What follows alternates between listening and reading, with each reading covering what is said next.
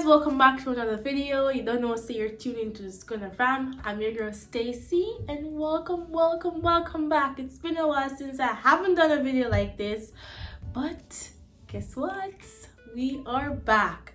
So in this video I'll be sharing with you guys my first trimester pregnancy symptoms. But before we get into the video, I just want to show you guys what my belly looks like at 17 weeks and 4 days pregnant. So this is it right here. I'm getting a little bum, a little baby bum, but yeah, this is what I look like now. So the first symptom was that I missed my period. That has to be the first thing. I missed my period. It was late. It was 8 days late, and I decided, like, you know what, I gotta do a test. It's about time. I don't think it's too early to get a pregnancy test done. So Tim got 2 pregnancy tests for me, and they both came back positive. I was blown away. I was in shock. I was like, what? I'm about to become a whole mother. Even now I'm like in shock. But Tim and I are definitely happy for the blessing. A month before that, my period was 3 days late. I took 2 pregnancy tests and they came back negative. So here we are. My second symptom was heightened sense of smell. Everything was like I had some superpower or something. I could smell it 10 times more. Every time I would go in the kitchen to try and cook something, like anything, eggs, anything, anything, it would just, the smell would just turn me off.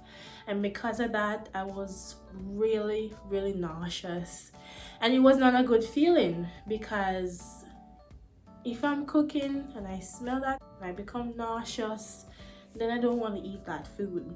So with that said, I had no appetite. Because I had no appetite, I was losing weight. What Tim did was he meal prepped. So he cooked different foods for like a week straight and like put them in the fridge. So anytime I wanted something to eat, I would just go and heat it up. Otherwise, I don't know how or what I would do if Tim did not do that. The biggest thing, my biggest turn off for smell and taste when I got pregnant was definitely bacon. I could not take the smell. It was just disgusting. Up to this date, I'm still not eating bacon. My next symptom was tender breast. Usually, leading up to my period, my breast would feel a bit tender, but up to today, they're still tender. I had fatigue. I was so tired all the time. One day, I was up for, I think, 3 hours out of a whole day. Every chance I get to nap, I took that opportunity, because your girl was so tired all the time. I even suffered from insomnia. So I do like shift work. So sometimes I'm on midnight shift, sometimes I'm on afternoon shift. So anytime I would switch from like midnights to afternoons, it would just mess my sleep up. Like, it used to mess my sleep up, but it messed my sleep up like 10 times more. And I couldn't sleep at night, or I would go to bed and wake up like 3 o'clock in the morning and I couldn't go back to sleep. And that just sucked. My next symptom was constipation. Guys, I feel like this was the worst one. I could feel the constipation pain shooting up down there. And it was so uncomfortable. I feel like I was sitting on something, like the pain was unbearable. I took things to like soften my stools. Sometimes I would go like 9-10 days without having a bowel movement. Or when I did have a bowel movement, it was the pain, like it was so painful to have a bowel movement. I don't know. I think that was the worst one. Now everything is flowing nice and easy, so I don't have that problem anymore. And then I was like so bloated. Like the pain I went through from bloating, it was horrible. The only way I could release that pain a bit was if I got up and walked around. So if I sat down and like, you know, I could feel the pain coming on, I have to get up and walk around. Because like I said, that was the only way to like, you know, to kind of like calm it down. I forgot to mention that the doctor prescribed like some pills for me when I told him that I was nauseous all the time. I think I took these pills twice. I was supposed to take them every night before I went to bed, but I just don't like taking pills, so I didn't really take them. My next symptom was I got heartburn for the first time. So if you guys watched my previous video, you'd see that I like told everyone I was having heartburn. It was nothing to be excited about or to rejoice about, but it was just kind of cool. Like I've never had heartburn before, and it's literally nothing, like I said, to be excited about, and it was not a good feeling. I was literally having eggs when I had it. And I was like, oh my gosh, what is this? But I just had it that one time and I haven't had it again. And I hope it stays that way because like I said, it was not a good feeling. My next symptom was mood swings. Girlfriend, I was crying for no reason all the time. I was so emotional. I would be sitting on the couch not doing anything, and all of a sudden I start crying for no reason. That's how bad it was. One night Tim and I went to pick up pizza. We were on our way home and I was so hungry, and then I just started crying just like that. Anything would just set me off. I would be happy right now. 10 minutes later, I'm in tears. But that was then. I'm now in my second trimester. Your girl is not crying anymore, okay? My next symptom was hot flashes. So any of my people here who's going through menopause and are going through hot flashes, you know, that little stage, I know how you're feeling, because I went through the same thing too. And it's not a good feeling, especially when the temperature is just right and you just feel like you're burning up. Because let's say the temperature in the apartment is 20 degrees. Oh my gosh. I feel like it's like 36 because like I am so freaking hot. And when I'm not super hot, I am like cold, like freezing. Like my feet, oh my gosh, freezing. I feel like I'm outside in like a snowstorm. Like it was so freaking bad. I had to wear like socks to bed every night because I was so cold, and extra blankets and all that jazz. During my first trimester, I had this pregnancy glow going on, and everyone was like, oh girl, you're glowing, you look good and all of that. But not anymore. I don't know what happened to my glow. Right now, I have like acne on my face. I'm not doing anything to get rid of them. All I do is wash my face with warm water every morning. That doesn't seem to be helping, but I'm not worried about it at all. I feel like they'll just disappear on its own.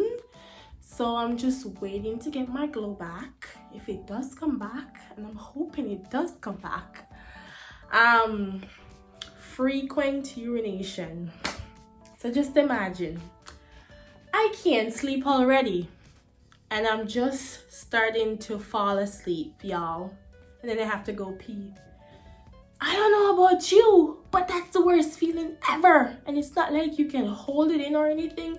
You have to go. Because when you have to go, you gotta go.